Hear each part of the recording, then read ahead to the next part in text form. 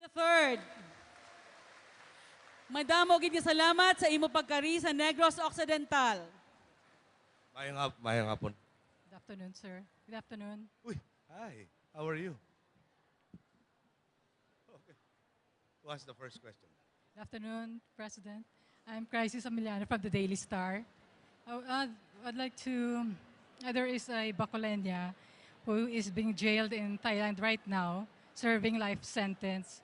And she's given two options by the DFA, whether to be transferred to the prison jail or avail of royal pardon. And her parents are asking your help, sir, if you could help her get royal pardon from the king. Let me just look at the details. This is Flory May Talaban. Okay, so, we are scheduling actually a state visit to Thailand, but that hasn't been firmed up yet. No? But we have very good relations with Prime Minister Abasit. Unfortunately, Thailand and Cambodia have problems at the present time. But we will instruct the DFA to render all possible assistance and to prepare the groundwork for us to, number one, first study the case, and number two, we need to see how we can be of assistance and how we can help her. But I understand the DFA presently is facilitating the travel of the parents to Thailand to assist them. Oh, I've just been informed the passports for the parents have already been prepared and they're ready. So that I think is the last step for them to be able to travel. But we will be taking this up. This is just one of so many cases, as you know. In China alone, there's over 200 plus cases. And to be honest, one of the first documents I had was for in commutation of penalties for our citizens who run afoul of foreign laws. Thank you, sir. Sir, we heard that you met with the bishops of Negros a while ago on the reproductive health bill. What's your reaction to their position against it, and was there some assurance that you gave them either way? You know, I'm sorry. We had a very productive meeting. And the only topic that wasn't discussed was reproductive health or our responsible parenthood.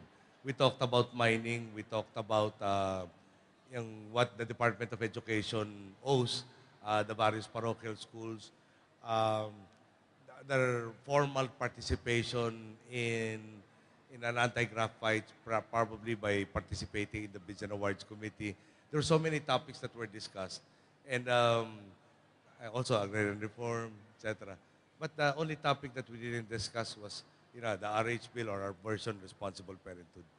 But the rest of the dialogue really was very fruitful, improving the lines of communication, that there will be faster action for the plaints, the suggestions, that their flux have been addressing to them so that government can act on them quicker.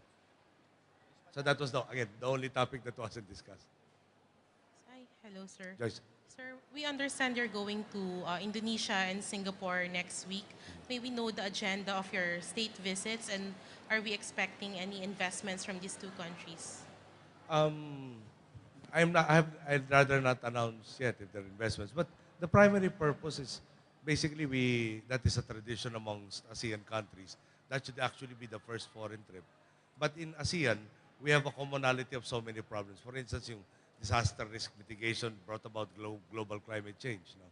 Now, excuse me, yung before I went to the ASEAN trip last year and the APEC meet, if ever I had to talk, for instance, with Prime Minister Lee Hsien Loong, it would be a very stiff formal affair that would necessitate a very lengthy process just to handle any matter whatsoever.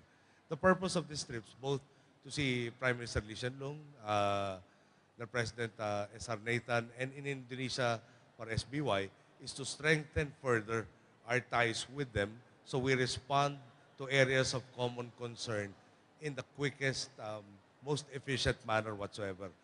Especially for Indonesia, one of the concerns that we have has to deal with terrorism. So there seems to be migration from their places to ours and from ours to theirs.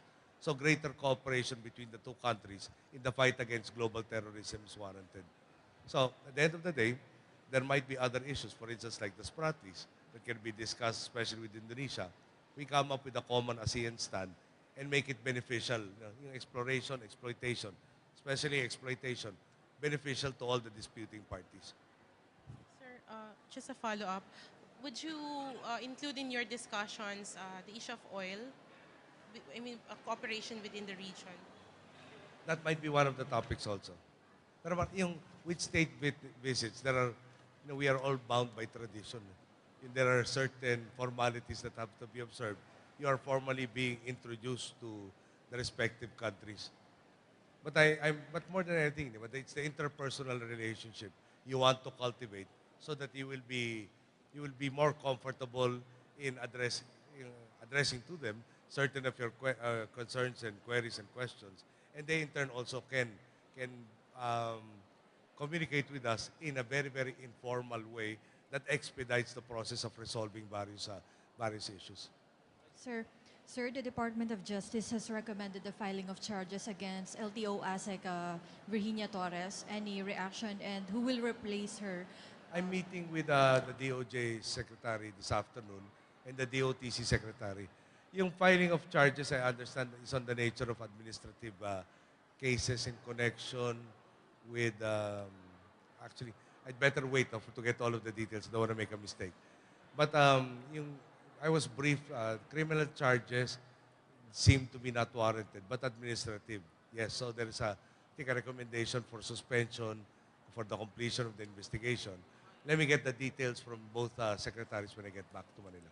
But, sir, Mr. President, does Torres still enjoy your full confidence and trust? Yung like any, yeah, she does, no? But at the same time, uh, there's so many things that have come to light with regards to the LTO. And I would like her to act on them faster rather than later.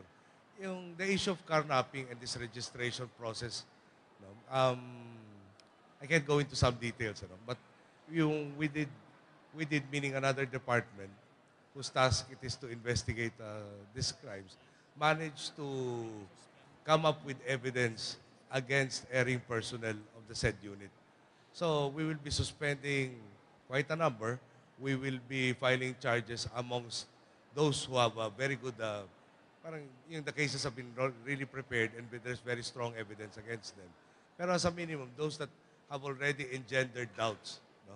And they seem to be involved in so many instances, for instance, of fraudulent registration, will be removed from office. And at the very least, subject to the civil service rules, will be placed in a position that he cannot do any harm.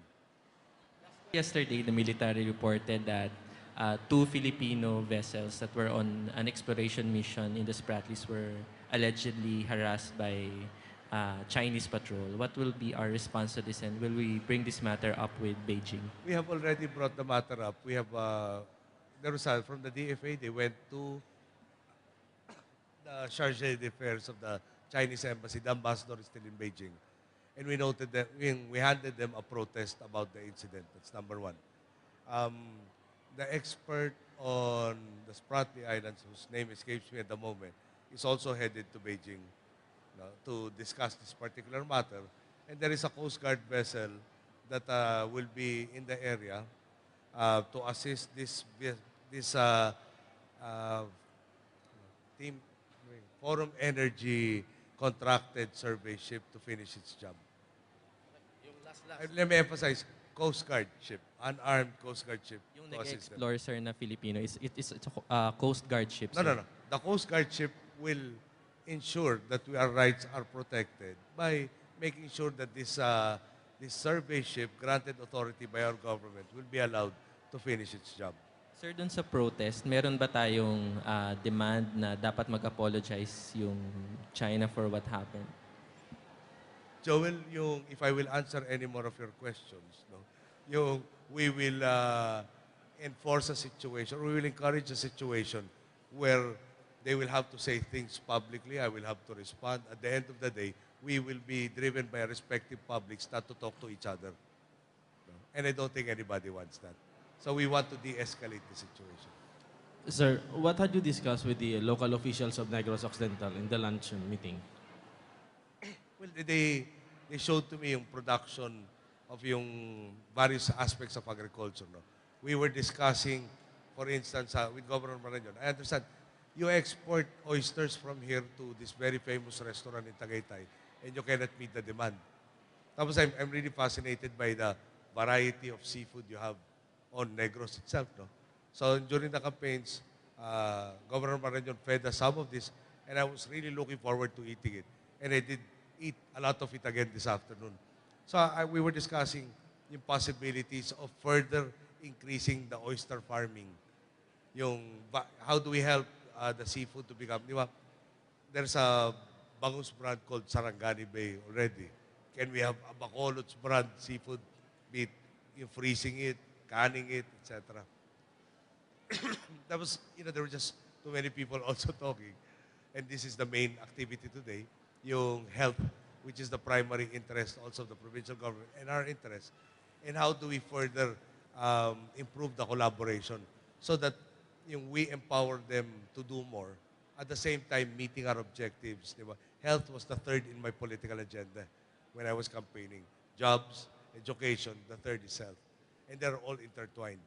Yung education suffers because of poor health, as you know. So that has to be really addressed. So how do we empower? Was also there's a planned project that they need our assistance in. And the beauty of it is it is collaborative, meaning their resources will be used, the national government's resources will also be used. We are going to spread the mileage for every peso that the national government spends. And the program seems doable, not just for the short term, but for the long term, redounding to an improvement of the health conditions of the people and also the health facilities that service their health needs. Okay? Thank you.